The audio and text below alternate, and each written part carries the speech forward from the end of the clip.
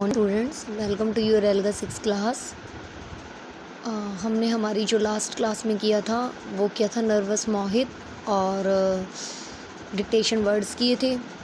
तो आज भी हम जो हमारी क्लास शुरू करेंगे वो एक स्टोरी की रिवीजन से ही करेंगे और जो उसका कंसेप्ट है वो है हमारा monuments of India and name of the story है द ताज महल।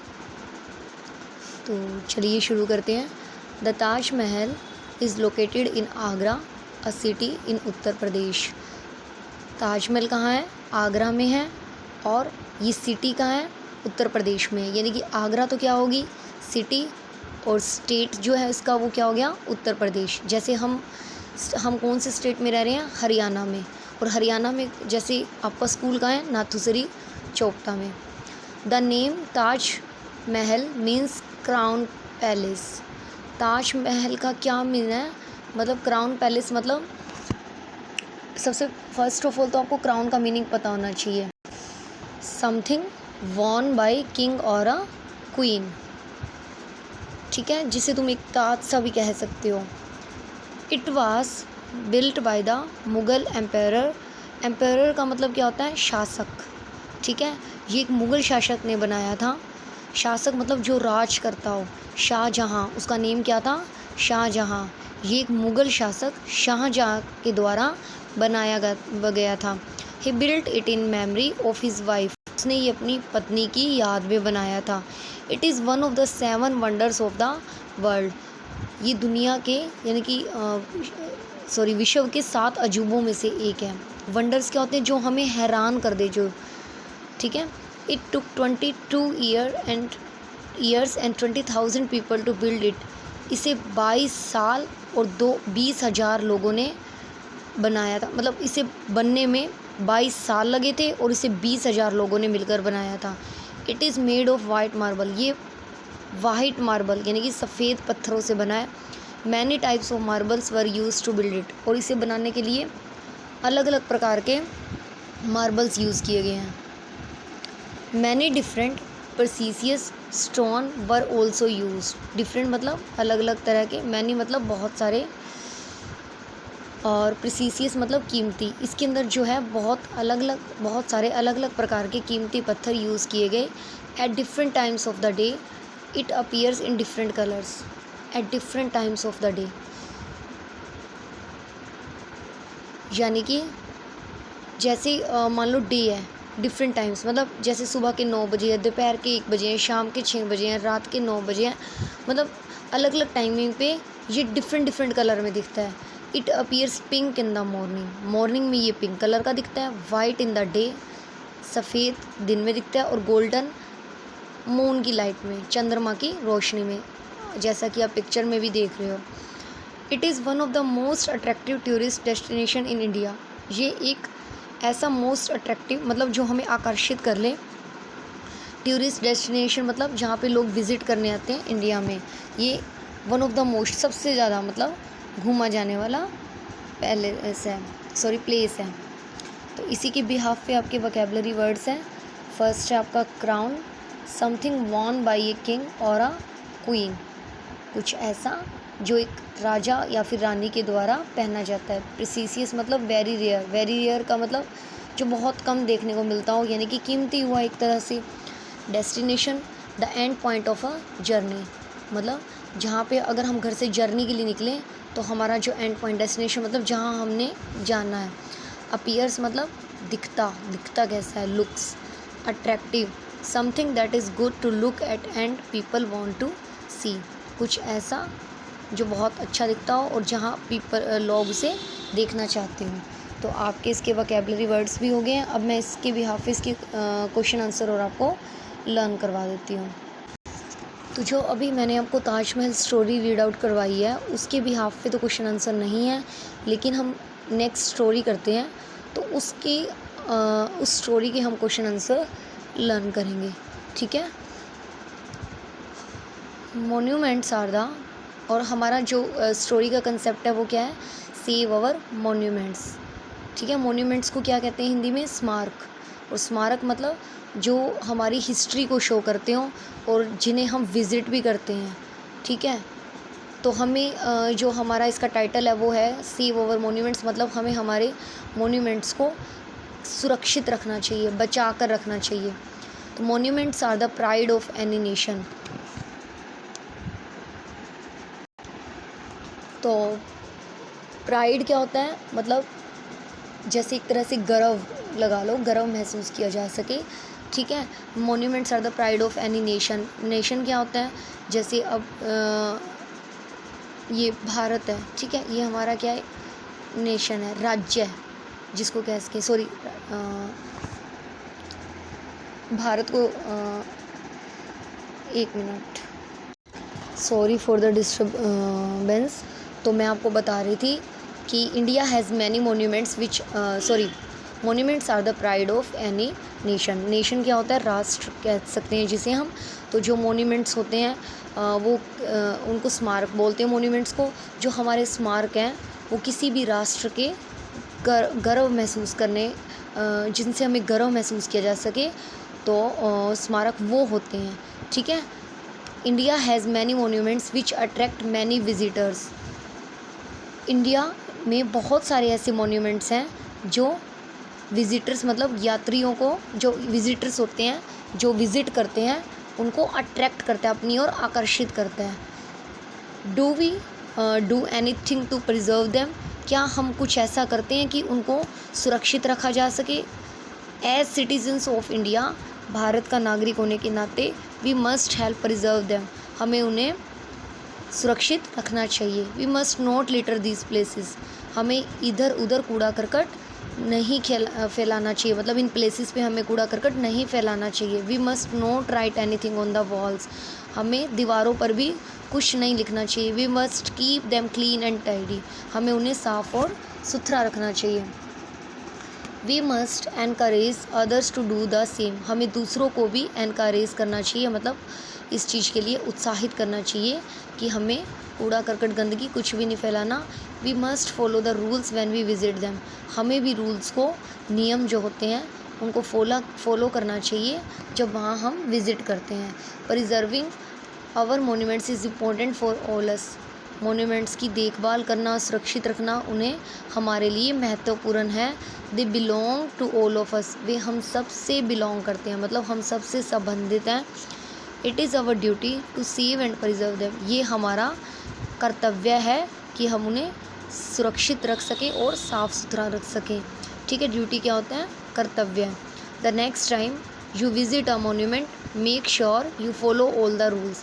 जब भी तुम अगली बार कभी भी किसी भी मोन्यूमेंट को विज़िट करोगे तो तुम मेक श्योर, तो ध्यान रखना कि आप इन रूल्स को फॉलो करोगे।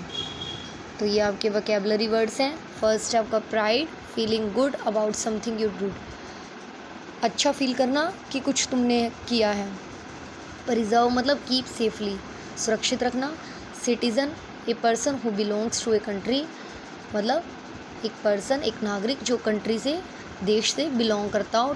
टाइडी, नीट केप्ट, साफ़ सुथरा रखना।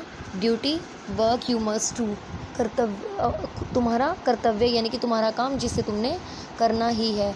लिटर, टू थ्रो गार्बेज, मतलब कूड़ा करकट फैलाना, ठीक है। अब इसी के बेस पे, इस स्टोरी के बेस पे अब हम क्वेश्चन आंसर करेंगे। तो वर्कशीट नंबर 6 में है, do you think the monuments in India are clean, give reasons for your answer.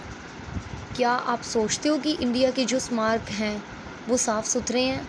अगर नहीं हैं तो give reasons for your answer. No I do not think monuments in India are clean. नहीं, मैं ये नहीं सोचता कि जो इंडिया के मोन्यूमेंट्स हैं वो साफ़ सुथरे हैं। I went to the Char Minar in May and it was very dirty. मैं मई में चार मीनार गया था और ये बहुत गंदा था। तो आप यहाँ पे, अगर आपका खुद का कोई पर्सनल एक्सपीरियंस है तो वो आप यहाँ पे डिफ़ाइन कर सकते हो, ठीक है। ज़रूरी नहीं है कि ये चार मीनार वाला ही करना है। अगर आप कहीं और इंडिया के आपने कोई भी स्मारक मोन्यूमेंट्स को विज़िट किया है तो आप यहाँ पे मेंशन कर सकते हो। व्हाट इज़ स्टोरी अबाउट, ये स्टोरी हमें किसके बारे में बताती है? The story is about how to keep our monuments clean and safe. Story हमें किस बारे में बताती है, कहानी हमें किसके बारे में बताती है कि हमें अपने मॉन्यूमेंट्स को कैसे साफ और सुरक्षित रखना चाहिए। We must not litter these places. What does the underline word mean? Tick the correct answer. इसमें जो लिटर का अंडरलाइन वर्ड है हमें उसका मीनिंग बताना है। फर्स्ट आपका ऑप्शन है throw rubbish, disturb people, eat dirty food. No, throw rubbish, कूड़ा करकट फैलाना। लिटर मतलब क्या होता है? कूड़ा करकट। What can you do to keep a monument clean and tidy? आप मोन्यूमेंट को साफ़ और सुथरा रखने के लिए क्या कर सकते हैं? यहाँ पे भी आप अपने पॉइंट ऑफ व्यूज़ दे सकते हो, ज़रूरी नहीं है कि आपने यही आंसर लिखना है, ठीक है। और अगर आप अपनी तरफ से भी बना के लिख सकते हो, लेकिन इसमें यही पूछा है कि आप अपने स्मारक को कैसे साफ़ सुथरा रख सकते हो। तो देखो फर्स्ट इसमें I can keep a monument clean and tidy by following these steps.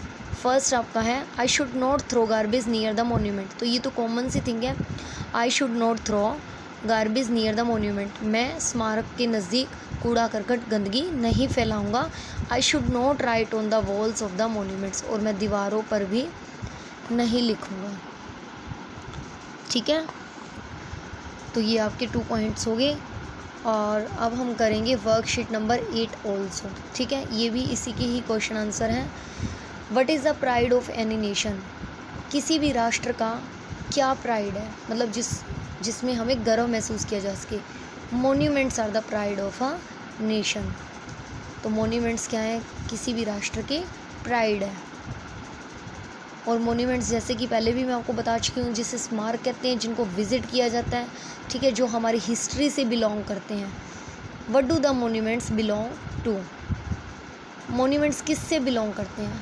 The monuments belong to the people of a country. उसी देश के पीपल से बिलोंग करते हैं। जैसे फॉर एग्ज़ाम्पल अभी हमने द ताजमहल की स्टोरी रीड आउट की थी। तो जो ताजमहल जिसने मुग़ल शासक ने शाहजहाँ ने बनवाया था, तो वो कौन था? वो इंडिया से ही बिलोंग करता था, ठीक है। तो इंडिया से बिलोंग करता था तो उसने इंडिया में ही बनाया था। तो इसीलिए ये भी यही क्वेश्चन है कि हमारे मोन्यूमेंट्स किस से बिलोंग करते हैं? तो the monuments belong to the people of a country. Third question है आपका we must keep them clean and tidy. What is the meaning of word tidy? Tidy का मीनिंग क्या है? नीट एंड क्लीन, साफ और सुथरा। Which word means work to do? Work to do मतलब तुम्हें ये काम करना ही है, मतलब तुम्हारा ये फ़र्ज है। तो इसका जो पर्टिकुलर वर्ड है वो क्या शो करता है? ड्यूटी। ड्यूटी मतलब कर्तव्य। प्रिजर्व तो नहीं हो सकता, ना ही सेव हो सकता। Have you followed rules before? Which rules did you follow? क्या इससे पहले भी तुमने कभी रूल्स को फॉलो किया है? अगर किया है तो कौन से रूल को फॉलो किया है? ये भी तुम अपने आप से बना के लिख सकते हो, ठीक है। तो yes I have followed rules before when I went on a school trip to see the Taj Mahal. हाँ, मैंने रूल को फॉलो किया है जब मैं अपनी एक स्कूल की ट्रिप पर ताजमहल देखने गया था। I walked in a line with my classmate and did not throw garbage around. मैं वहाँ पर जो मैंने मतलब को विज़िट किया था, वॉकिंग जो की थी मैंने, वो लाइन में एक कुई में, ठीक है, की थी अपने क्लासमेट्स के साथ। और ना ही मैंने वहाँ पे कोई कूड़ा करकट फैलाया था। अगर आपका कोई पर्सनल एक्सपीरियंस हो कि आप अपनी स्कूल ट्रिप के साथ गए हो तो आपने वहाँ पे कोई रूल्स फॉलो किए हुए, तो वो आप यहाँ पे मेंशन कर सकते हो, ठीक है। तो आज हमने स्टोरी की एक द ताजमहल वाली और दूसरी हमने की how to save our monuments. तो आपको क्या करना है, जो मैंने आपको वर्कशीट नंबर 6 और 8 करवाई है, इन दोनों के क्वेश्चन आंसर करने हैं। मीन्स आपको राइट करने हैं और लर्न भी करने हैं और मुझे सेंड करने हैं। और नेक्स्ट थिंग आपने क्या करना है, जो इसके वोकेबलरी वर्ड्स थे वो भी अपने राइट करने हैं और मुझे सेंड करने हैं, ठीक है। और जो अगली क्लास में हम करेंगे स्टोरी, वो भी मैं आपको बता देती हूँ।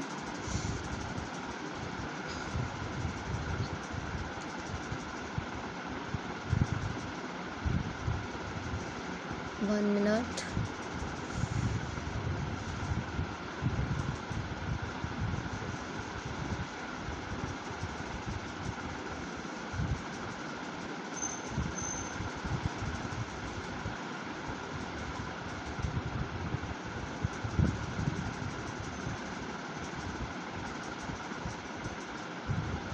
तो जो हमारी नेक्स्ट स्टोरी होगी वो राम गोज़ टू दिल्ली। ठीक है, तो एक छोटा सा कंसेप्ट आपको एक और करवा देती हूँ। जैसे कि हमने एंडिंग ब्लेंड्स किए थे, तो उसी के बिहाफ पे ये शॉर्ट सा टॉपिक है, हुल्क वेंट टू अ कैंप। तो देखो इसमें एंड ब्लेंड्स कौन कौन से यूज़ हुए हैं। हुल्क में एल के, ठीक है, और इसमें एम पी, जो मैंने आपको लास्ट वीडियोस में भी करवाए थे। He took food a lamp, M P sound I, ठीक है, क्लॉथ्स एंड ए बेल्ट, यहाँ पे एल टी का यूज़ हुआ। Then he drank his milk के and went to bed in his tent. तो यहाँ पे जो ये टेंट है ना, हम यहाँ से भी ले सकते हैं एक एंडिंग ब्लेंड्स एन टी का। It felt as soft as silk, ठीक है, यहाँ पे भी ब्लेंड्स यूज़ हुए हैं। Hulk felt like a champ.